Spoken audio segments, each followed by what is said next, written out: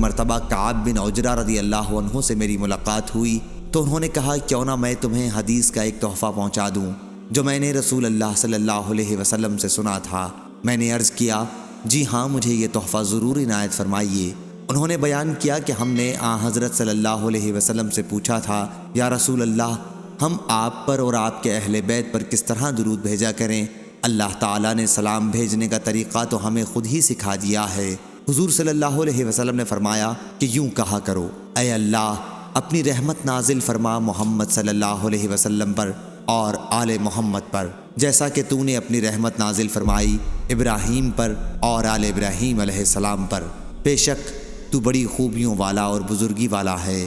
اے اللہ برکت نازل فرما محمد پر اور آل محمد پر، جیسا کہ تو نے برکت نازل فرمائی ابراہیم پر اور آل ابراہیم پر۔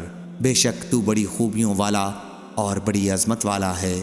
صحیح بخاری حدیث نمبر 3370۔